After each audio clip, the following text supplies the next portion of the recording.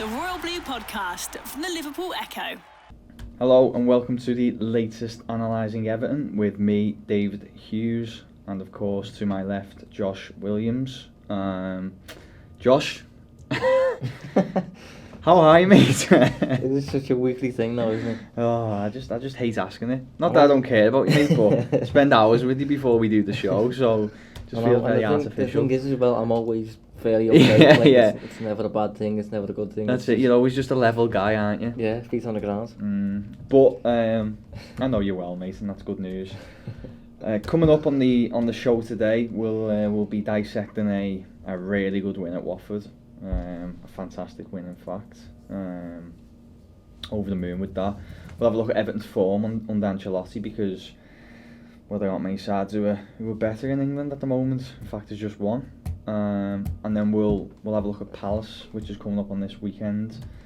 Roy Hodgson's Palace, they're in a little bit of a rut actually. Which at one point they were having a good season, weren't they, Palace? Yeah, they were. They were one of my favourites initially, at least after the summer window. So I've plenty of struggles just based on the business that he did, and things getting a little bit stale, and the promoted teams looking a little bit better than teams gone by in years gone by. But doing quite well, yeah. Yeah. So far, at least. Well, they were anyway. Yeah. Until the last few weeks, but we'll come on to Palace a little bit later anyway. We'll start with Watford. A tough game on paper, a lot tougher than people would have expected given the form that Watford were in, but Everton managed to sneak it with a very late goal courtesy of Theo Walcott, who I thought had a pretty poor game on the day, even being brutally honest. But yeah, 3-2 victory, good win, all things considered, 2-0 down, 10 men. And the XG basically reiterates the same. Everton finished with an XG of 2.1 to Watford's 0.8, which on paper, at least, Josh, says that it was a deserved win. It does, yeah, but I had a little look into it because I thought it was quite interesting, because that's a really dominant expected goals win, that one. And if you were to see that, you'd see that Everton absolutely deserved all 3 points, sort of thing. But I am inclined to think it was a little bit tighter during the game, sort of thing. So I had a little look at it, the expected goals timeline, and Everton had virtually nothing up until the 45th minute, and then there's a big jump with obviously Mina's goal. There's another big jump when he scores a second, and there's another big jump when Theo Walcott scores the open goal. Is it open goal?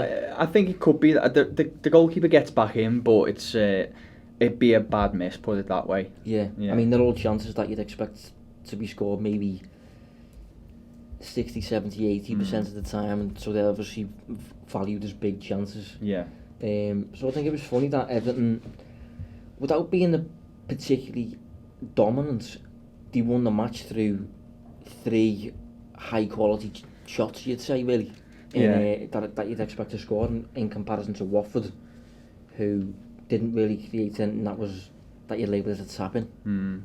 Yeah, it shows how important it is to create clear-cut chances and make sure you take them.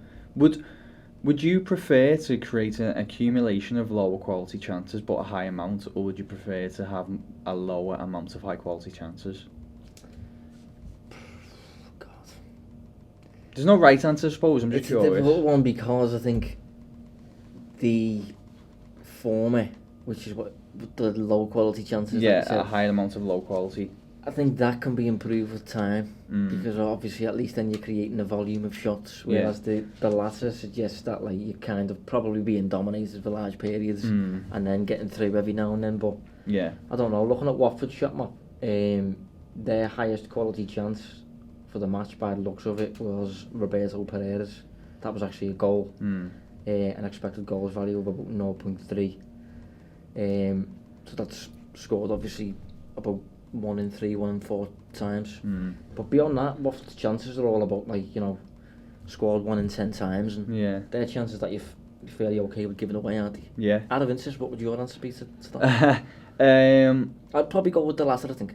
I think I prefer an accumulation of lower quality chances. Okay. Just because, although they are tougher to be converted, I think football's such a game that impacted by so many variables that you can still score off them, or you can hit a ball and it'll take a deflection and go in. Do you understand my thought process there? Yeah. I think it's one of them questions, isn't it? It will always massively depend on a lot of things, like, such as how much you're facing on the opposite end. Yeah. Do you know what I mean? Exactly. But going back to the game, I agree with you. If you look at the time charts, Everton didn't really create anything too clear cut in the first, say, 40 minutes. Watford scored with the 2 only shots on target in that time. First one was, you know what, although Everton could have done better, I thought it was a decent goal. What do you think? It was a typical, Pep Guardiola type goal, I suppose, to be honest. That's the type of goal I think, with time, Arsenal will be scoring plenty of, because it's Mikel Arteta's perception on the game as well, just in terms of, like, attracting a lot of players into a small area of the pitch on one side, and then quickly switching the play to the opposite flank where there's space to exploit. And once that player controls the ball, drive towards goal inwards, which Delafeu did after a wonderful control of the ball.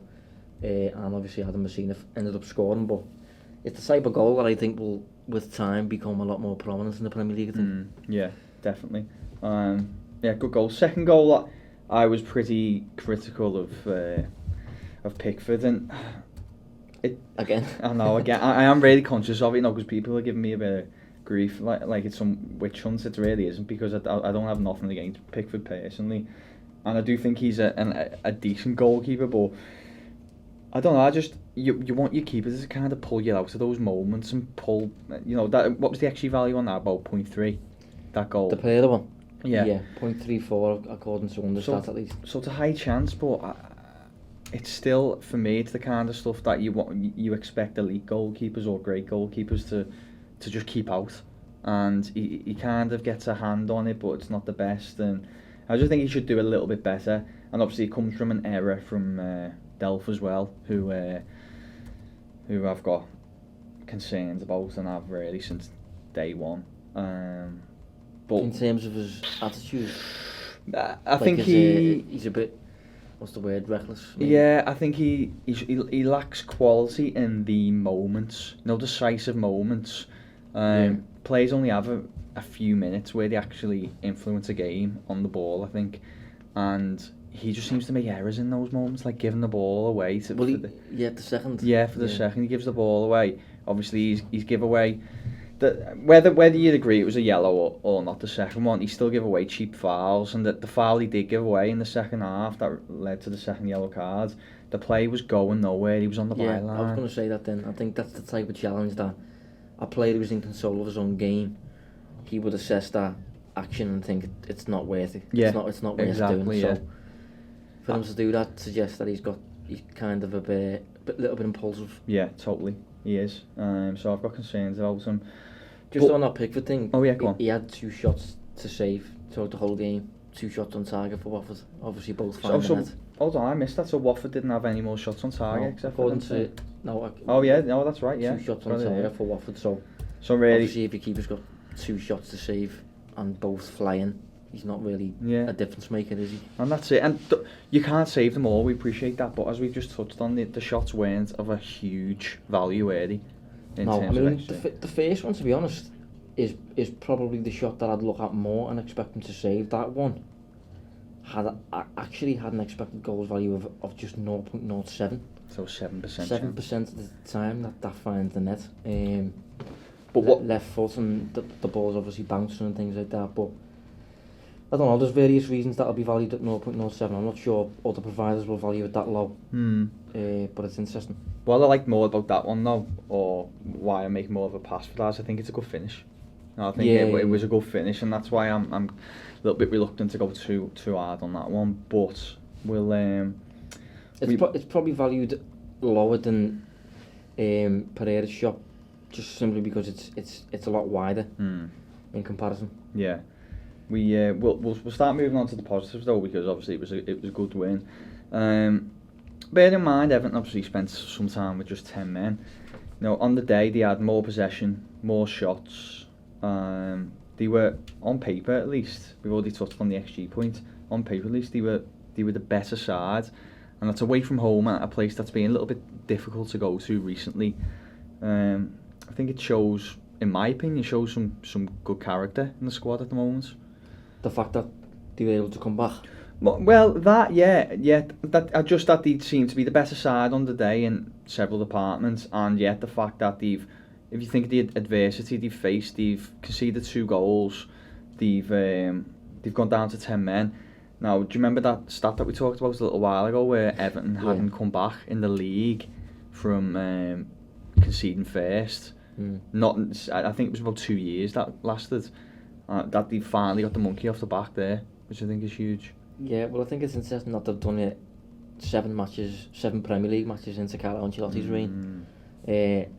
When a team does that and when a team can't do that, I think the whole coming back from when you're losing relates to a number of things.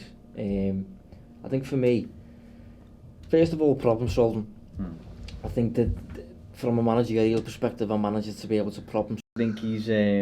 I think it's a miss as well. Yeah, it is a miss. Yeah, but this is the benefit of having 3 players on the attack. Bear in mind, we're only down to 10, so there's 9 outfield players on the pitch, and 3 of them are counter-attacking in the 90th minute rather than trying to remain defensively rigid. And had Walcott not gambled on it, that would have been a missed chance. It would have finished 2-2 because the ball would have obviously petered out, gone out for a goal kick probably. So yeah, what I will say on that as well is I think that shows the perks of having players that are fast. Yeah, I mean, definitely. It's a simple thing, a simple concept, but you need players in your team who are mobile, and if you can't play football, if you can't do anything, at least if you've got speed on your side, you're going to be a nightmare team to face. I mean, anyone who's played football at a fairly decent level will know that coming up against players that are just quicker than you, they're difficult to control basically, and obviously if you go down to 10 men, helps on the counter attack and things like that. So yeah, it was a reason, another reason why Richarlison's so important to the side, I thought, because he didn't have a great game, but yet he still managed to dribble the ball out and create that goal late on. I've actually been impressed with just how quick Keane is actually. Yeah, he's really lightning quick. He's fast. He's very especially fast. off the mark as well. Like he reaches his top speed very quickly. Yeah, that's true. Like over maybe like a 5-yard period, he hits full pace. Yeah, definitely. I want to touch on Yerry Mina because he finally scored this season. We flagged that one, didn't we? Yeah. A couple of weeks ago, I think. Yeah, because it was a conundrum. I thought. You know, he's just for those who maybe didn't listen to that show. He's got the most headed shots in the Premier League this season. They tend to be from fairly good locations as well, in and around the penalty area, normally from set pieces.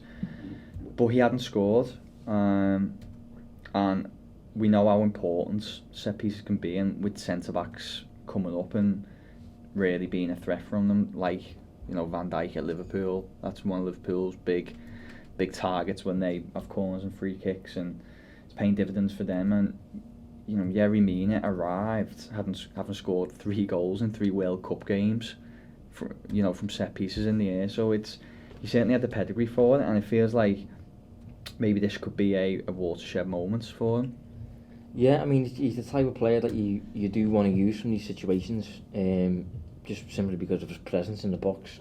You don't always have to use him as the man to finish the actual move and to put the ball in the net. Sometimes you can use him as a distraction and things like that. But I think in this match, I'm actually going to write a piece about it today.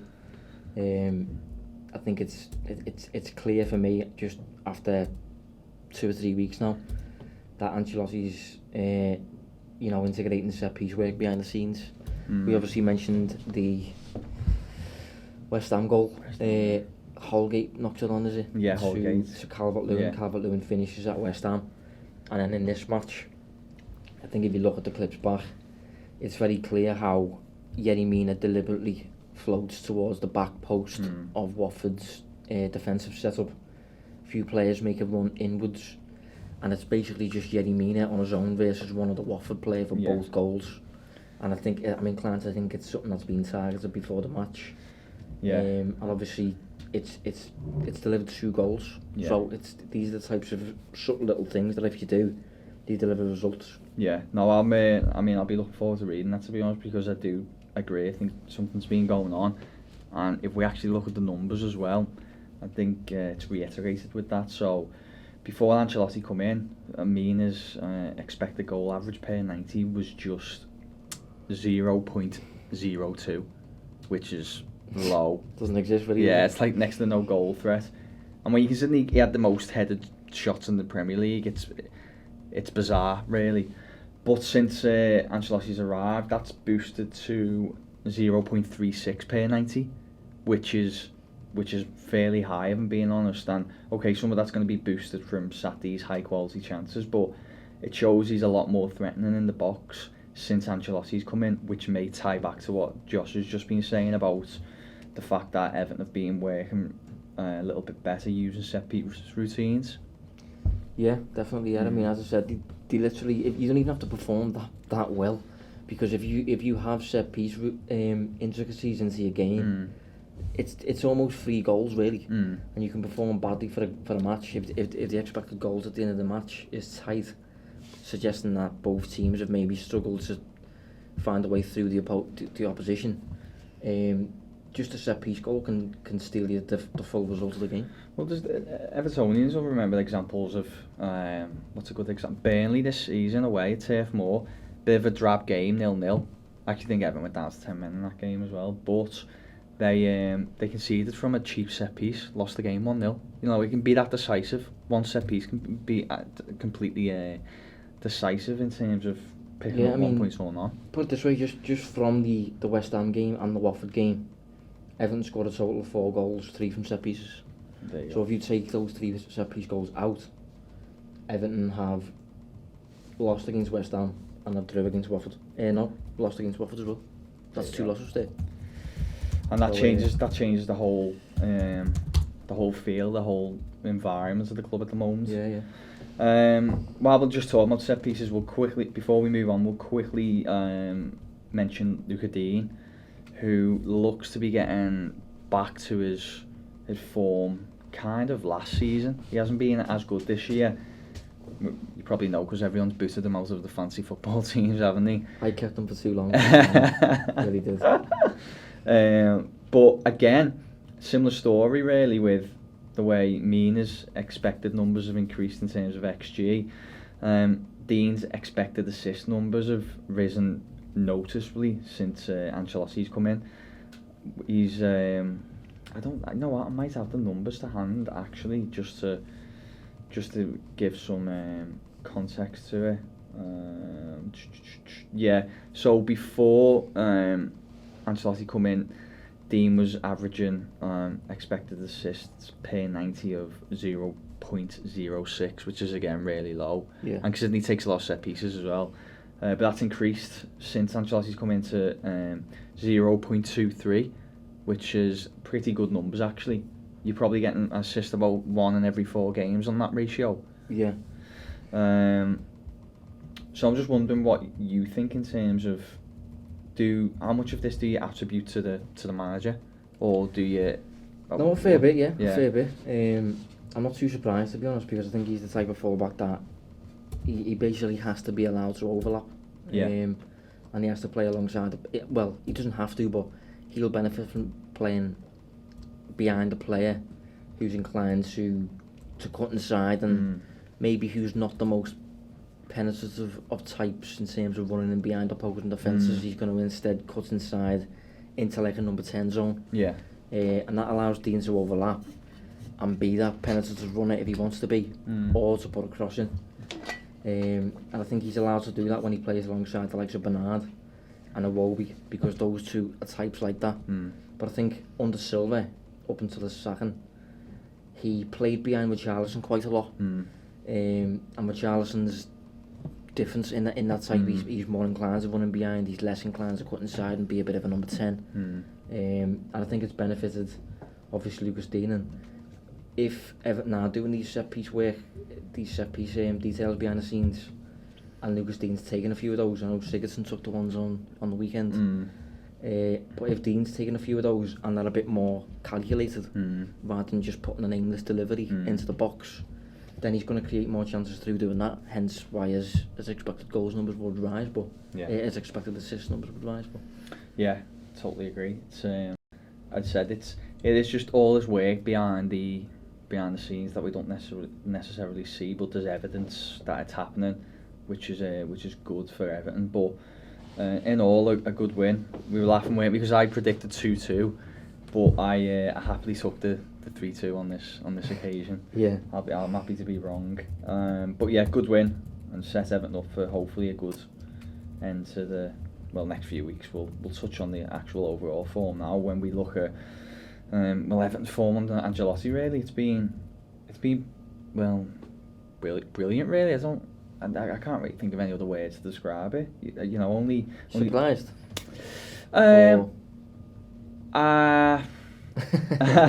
I'm not surprised, but I think what I'm surprised about is it doesn't feel like a new manager bounce. Yeah. Do you know, it feels a little bit more authentic than that. I could be wrong, we could plummet over the next few weeks, but it just... I was going to say, that's an interesting point, because I think a lot of the... When you appoint a new manager, a lot of the early results that he does get off the whole concept of what a bounce is, it does tend to stem from simply working harder and running more and being tighter defensively and things like that, but it doesn't really feel as though that's been the case for Everton. It feels more a case of, like, I don't know, using sort of little details to actually secure results beyond performances, if you know what I mean. Like, not strictly improving performances wholly, but just finding a way to get a win. Yeah, I agree. It feels like a lot more. I do think there's more hard work going on. Yeah, definitely, because that just happens. But it feels like they're in control a little bit more of the variables that they weren't controlling under Silva. For example, I thought that when Everton endured a little bit of success under Duncan Ferguson, my worry would have been that eventually once the Ferguson bounce wears off, they may struggle a little bit because they were just running themselves into the ground. It feels a bit more calculated than that. Yeah, you know what, you've summed it up perfectly. I was trying to think of a good example. Originally I was going to go down the David Moyes route, because if you look at what's happened to West Ham, obviously they're winless now in 1, 2, 3, 4, 5, 6 games after an initial little bounce with him. But Ferguson's a great example. I agree. That's why Ferguson, as we said on the show at the time, great for the short term, but he shouldn't have even been given an interim job to the end of the season. It should have just been obviously go out and try and get the man, whether it being like an Arteta or on this occasion Ancelotti, who's doing really well. In the league, only Liverpool picked up more points. Everton are averaging around 2 per game at the moment.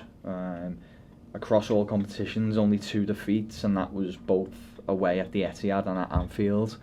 Now, obviously, we know that Liverpool played out a younger side, but I still think the Anfield factor played a part in that result, to be honest. But again, even those 2 defeats were by 1 goal margins, so they've been tight fixtures. Promising stuff. Yeah, it is. It's been good. If we obviously we say that the second in the table since Ancelotti's come in, but I thought this was kind of reaffirming the feel good factor that in terms of expected points, Everton are 5th in that time, but they're only overperforming by 1.4 points, I think it was, which says to me there shouldn't be a huge drop off. Would you agree? I know it's only a small sample size. Yeah, I don't think it's. I mean, it is very early days to be looking into it to that extent. I mean, I think it's been just simply a case of them giving players certain roles that suit them really. Yeah. Making Everton a bit more, making everything a bit more functional as a system. And I think they're just picking up wins, and I'll be interested to see if they can continue doing that up to the end of the season. Because how many of the positive results that have been secured have been deserved performance-wise? What would you say? I'm pretty sure that I can't think of one off the top of my head now. I'm just loading it up where Everton have been soundly the second team or the second best team, I should say, on the day. For example, like I'm looking at one provider in particular that I don't particularly trust, but they've got Newcastle winning the XG in that Everton Newcastle game, but I mean, Everton dominated that game for 91 minutes. That was just two big chances, obviously. That'll have been it, yeah. 2 chances, literally 2 yards out. That'll have been... But yeah, Everton have tended to see more of the ball, have more of the shots, win the XG against most sides, barring Liverpool and City. So, you know, it's not only that they're getting the results, but they're getting deserved results on the back of the performances. Yeah, no, I don't think I'd expect any kind of like downward spiral or nothing like that anytime soon. I don't think what they're doing is unreasonable. I don't think what they're doing is, you know, unexplainable or anything like that. I think they're just one of the top performing teams in the league at the minute. What's so interesting though is that I don't feel like there's been any major kind of tactical shake-up by Ancelotti. For me, it just feels like players or even the side as a whole is just starting to fill their potential a little bit better. They've got more belief in a top-class manager. And then there's just some minor adjustments here and there from Ancelotti. You know, who is it that's called the Tinkerman? Ranieri. Yeah. But I think it's fair to say Ancelotti's more of a Tinkerman, isn't he? You know, he does make these little minor adjustments that seem to have a big impact, but without upsetting the equilibrium, I guess. Yeah. Benitez is similar. He comes to mind. But I think that's it. You've got not two, but you've got plenty of different types of managers. Some of them, such as maybe a Pochettino or a Jurgen Klopp, require, you know, an extended period of time to really instill a specific game, and throughout that time it'll just basically be a learning period, and in terms of actual results, they'll completely fluctuate, and you'll be up and down, up and down, up and down, because you'll be suffering from certain little mistakes that you have to just learn from and get rid of. But there's other types of managers, like maybe an Ancelotti, a Mourinho, a Benitez, a Ranieri, I suppose, who are inclined to come in and rather than taking sometimes years to instill a brand of football and identity and things like that, they'll find a way to make a team functional, and they'll start delivering results as soon as they can, really. And if a team can remain functional over an extended period of time, then they'll start progressing in the table, they'll start getting further in cup competitions and things like that. Yeah. The only issue with appointing a manager like that, which I've obviously stressed a couple of times on this podcast, is that when he goes, you then restart. Yeah. Whereas, you know, I like the idea of building an identity, and then when that person goes, you have an identity in place that gets taken and built upon by the next man. But other than that, I think he's, you know... Yeah, that was the only concern with Ancelotti, and why we quite like the idea of Arteta. I still think Arteta's going to do really well at Arsenal. I don't feel that surprised what Ancelotti's doing. No, yeah. Don't get me wrong, I'm still over the moon with Ancelotti. You know, he's a great appointment, and his quality is showing already, and he's going to do really well. I think there's a little bit more pressure on the appointment after him, but hopefully Everton are going to be in a better position then to attract another big name. But obviously, we hope that's years away, because it's exciting times with Ancelotti at the helm at the moment. These calculations were very rough, Josh, okay? I did this in my spare time. I might even after a beer, so I don't know if they're right. So if anyone hears them and thinks they're way off, let me know.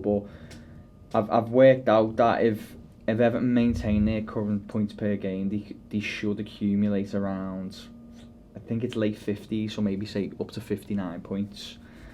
Now, as I said, just based on other sides in and around their points per games, in and around the top four, I should say, I think you'll qualify for Champions League football for between 60 to 65 points this season. But I think top six will finish at around maybe 54 points. So, based on that, if Everton can get around 58, 59 points, and top six is, 54, they have a legitimate chance of finishing top six this season, which, with all things considered, would be a huge turnaround on what looked to be a woeful season. When you consider they were in the relegation zone in December. Yeah. I mean, when you say there, if Everton could maintain their current points per game, is that under Ancelotti? Only under Ancelotti, yeah, should specify. It would be interesting to see if it's achieved. I mean, I asked you a couple of weeks ago, didn't I, whether he would actually want Europa League football next season, or whether he'd want a complete clean slate for Ancelotti to have a proper free hit, almost a Champions League football, really. Yeah, there's a lot. It's an ongoing discussion between fans. I can see on the likes of Twitter and stuff. But as I said to you at the time, for me, I think the sooner you get acclimatised to playing twice a week, I still think Europa League, although we have our reservations about it as a competition, I think it is appealing for players to join the side in the Premier League playing European football. Yet the Champions League is the big one, but still Europa League, I think it's an attraction. Yeah, another thing on that as well, I think I'm right in saying Everton have some FFP issues at the minute. And obviously European funding, getting through European competitions, I think it helps with that, obviously, and improves your income and things like that. So yeah, I'm no financial expert. There's others who probably know better, but yeah, I think it's more the hands are tied a little bit. So the more funds you can bring in, the better. Yeah, the more you can do, essentially. The higher you finish, the more you can do. The whole concept of the on-pitch success ties in with the off-the-pitch performance in terms of business is absolutely nailed on for me. Yeah, I agree. But yeah, looking good anyway. We'll see how it goes. If Everton can finish top 6, considering that was the ambition at the start of the season, then they have to be happy. But we'll look ahead before we round off to Crystal Palace, which I don't want to jinx this because I might have said this about Norwich, and obviously they ended up beating Everton at Goodison. So I'm not jinxing it. I'm not setting up for egg on my face because if for some reason Palace win, then fair play to them. But is there many other sides at the moment, Josh, if you were handpicking a team to play at home, is there many other teams you'd choose except Palace? Am I being a little bit too... No, I think you're not far off there, yeah. I think Bournemouth come to mind. Bournemouth as well. But I don't know, they are a weird team because in attack at least, and I'm sure you'll get to the numbers and stuff, that they are entirely reliant on one player. And they have been for a number of seasons, to the extent that I can't believe they just keep doing it. And you look at the summer business and things like that, and they don't seem to be tackling it anytime soon. No. Nobody's trying to get in Jared Bowen. Fair play for that, but yeah, that would have been a good sign. He didn't seem to put up any kind of fight to West Ham. He just seems to accept defeat once the club came in. Yeah, it was quite a limp effort. But that kind of leads us on to what I think is a club lacking a bit of direction, if I'm being brutally honest. I'm going to reel off some managers here, and it'll sound like I'm listing like TalkSport guests, but it has been a real kind of merry-go-round of managers there. So in the last few years, we've had Ian Holloway, Tony Pulis, Neil Warnock, Alan Pardew, Sam Allardyce, and then Frank de Boer, yeah. What is going on? Just an absolute U-turn, but no laying of the foundations or anything before doing it. Just it's terrible. Yeah. And then they wondered why it went wrong. Yeah. And since then, he's probably been terrified to actually change things again because it went wrong last time. I do wonder that. I think they've looked at teams like Stoke who tried to change, and it backfired and they just plummeted. And I think in a point in Roy Hodgson, they brought in someone that they know would come in and do a steady job. And I've used the term here, but I'm pretty sure I coined this term from you. So if I did, let me know. But a ceiling manager, was that you said that? Yeah, I'm not sure. Well, I've definitely stole it off someone, but it just sums up perfectly. He's a manager who can do well, but he'll never take you to that next level, will he? Like his level would never be above a top 8 side. He went to Liverpool and it was a disaster. No, he's the absolute definition of mediocrity. Yeah. And that's not really a massive criticism because some clubs want that. And it's understandable to an extent if you just want to remain in the Premier League, and that's kind of it. And if you do want that, your budget is relatively modest and things like that. Roy Hodgson is your man because he himself is not particularly ambitious in terms of wanting to climb up the league and having all these aspirations and dreams. Or he might have had them once maybe, but obviously he's reached a point now where he's relatively satisfied with what he's doing. But it's just very much stay safe, and we're not really bothered about what we could aspire to be, sort of thing. Like I remember a couple of years ago, they had a squad a couple of years ago, and I remember looking at it and thinking, that could transform into a really good transition side. Like if they got in someone like Hasenhuttl at the time, or like a Marco Rose at the time, who's now Mönchengladbach, like a mini Klopp sort of team, quickly transitioning towards from front to back in very few passes, and that sort of thing. I can't remember who. They just had Townsend on one flank, Zaha on the other.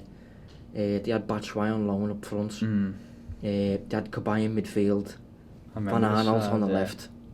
They've still got some of those players. Yeah, they have. Yeah. But like they just had a really quick, maybe a team like you'd label as direct. Not the team like you want Frank de Boer to take charge of. That's not the direction you want to go down. But they had players to change the style into one that was more aggressive and vertical sort of thing. But they just didn't. And they are now just very. I seem to use this word a lot, but they're very vanilla, aren't they? Yeah. Anyway, it was based on Swiss football this edition, and Hodgson actually did an interview and it was really good, and he just sounded like someone different there. He did sound quite ambitious. But when was this from? So this was only recently the interview he did, but obviously he was in Switzerland for a while, and I think his sides were quite competitive there. But he just seems a different coach in England. He seems less ambitious, as you say. He's inclined to play things down. Yeah. He's inclined to want to assume the inferior role, if you like. And I think he likes the whole concept of being an underdog and things like that. Which is, as I said, okay sometimes, but if you're aspiring for bigger things, I don't know. Yeah. Change your direction a bit. But what we will say is it all looks like it's going a little bit sour. So kind of Mr. Steady may not be there for much longer, because he wasn't particularly backed in the January transfer window. I think he'd made it clear that they needed some reinforcements. I'd agree, to be honest. I think they do. I thought the business was poor. Yeah. To be honest, like. It has been for a little while, hasn't it, really? They took James McCarthy off Everton's hand, which I don't think was a good sign, because he hasn't been fit for about 5 years. The irony is, I'm not even joking, he played 13-14 of every year, and then he had a bad leg break, but either side of that, he was just never fit. And I've noticed he's still only played 900 odd Premier League minutes this season. So it looks like it's going a bit sour, and he's probably going to leave in the summer. So it'll be interesting to see what happens there. But all this seems to be affecting the results, and they got no win in 7, which is why I was saying it was a little bit surprising. At one point, he looked a good side, but now they're almost. They're not. I think they'll get sucked into a relegation battle, only 6 points clear. The 18th for expected goals, 12th for expected goals against. Actually, you know what? The 19th for expected goals. That's what I saw as well. Yeah, typo there. So there's only Newcastle who are worse. I think that captures them perfectly though, because I think going forward, they haven't got much at all. Yeah. And they've got one player basically who can create something out of nothing. But in defence, they are well drilled. They have got firmly a mid-table defence, and that's basically keeping them in matches and things like that. And I mean, I'd be intrigued to see how many matches they've actually won by a single goal, because it's probably most of them. We found that out. There is obviously one danger man that we've referred to a few times. Zaha, who put in a transfer request to try and join Everton in the summer.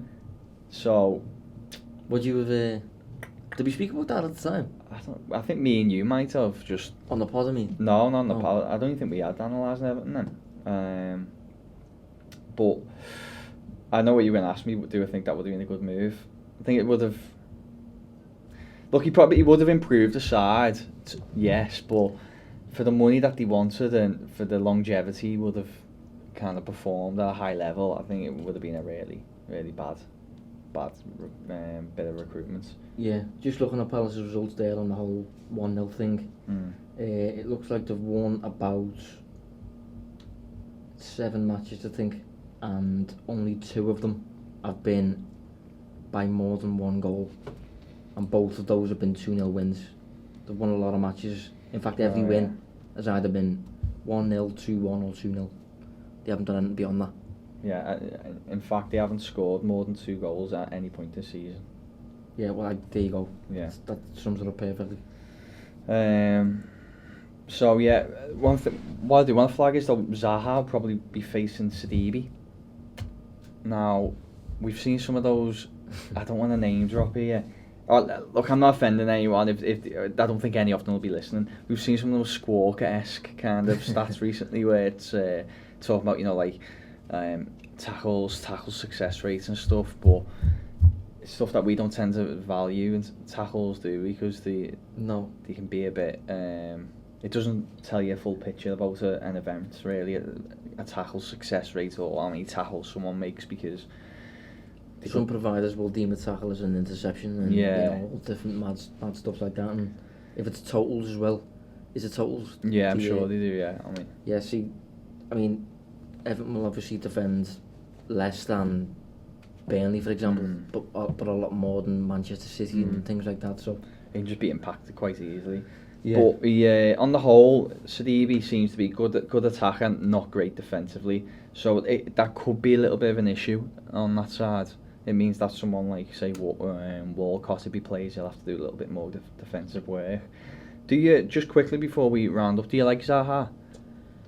Well, yeah, I think I have spoken about him before, haven't I? Maybe he is one of them. I spoke about him last week, actually, in reference to Everton Suarez. Because he's that type of player that you either value as really, really good and a massive threat, or you value him for his actual end product. And I think he does a lot of things that really don't add value. Dribbles sometimes when he doesn't need to dribble and things like that. And I think he'd benefit from being coached by a proper business end manager, someone like a Guardiola that comes to mind, where you've got to just grab Zaha basically and say, listen, the goal's there, you know. That sort of thing. I always say this. Do that line, yeah. I always say it. No, yeah, I agree. Yeah, that's exactly what I was thinking as you were talking. I was like, but a lot of players just don't do it for whatever reason. I had a little look at Zaha's dribbling numbers actually. So players to have played more than 1,000 minutes in Europe's top 5 leagues. I can't remember exactly how many players he was in the sample, but Zaha is behind only 3. Yusuf Attal, Adama Traore and Neymar. That's for attempts per 90, so obviously he's trying to engage with opposing players a great deal. But if you look at his actual assist numbers and things like that, I mean, I do think he helps his team in regards to finding the penalty box. I think he finds the penalty box with passes quite a lot and things like that. He gets them out their own half as well, doesn't he? And when they're maybe under the cosh a little bit. Yeah, he's a very useful player for them. They need him. They absolutely need him. But I think from maybe an Everton perspective, or a club higher up in the division, I think he's possibly, he has the capacity to be a bit of a hindrance to those teams, I think, just because of his single-mindedness in certain situations. Yeah, I agree. Verdict, Josh? I'll let you go first this week. I've got 2-0 Everton. No, I'm also going 2-0 Everton. Yeah. Yeah, fingers crossed. You know, if they can win that, they've got some tough games coming up, so it'll set them up for hopefully a good run. And if they score another set piece, I think it's going to get to a point where we're going to have to start analysing the opposing team before we face them. Yeah, I hope so. I'd like it to come to that. If Everton are clearly looking at every opposing team and determining where they're weak from set pieces, we need to start doing it as well. Yeah, exactly. Yeah, we can't be slacking. No. Annoyingly, there's probably going to be no Analysing Everton next week, because I'm in San Francisco, and I assume. Well, I offered to fly over, but he said no. Yeah, the budget didn't cover it, unfortunately. But yeah, so we'll probably have to miss next week. If we can try and get a show in, we will. But we just haven't really arranged anyone to cover it, so it might be best just to have a week off. We'll take a winter break. But with an FA Cup replay in the middle. But we'll be back in a few weeks anyway. Hopefully everyone's still enjoying the show. Thanks for the messages that when people do get in touch, really appreciate it. Until next time anyway, hopefully we'll have 3 points on the weekend and enjoy the rest of your week. Cheers Josh. Thanks. The Royal Blue Podcast from the Liverpool Echo.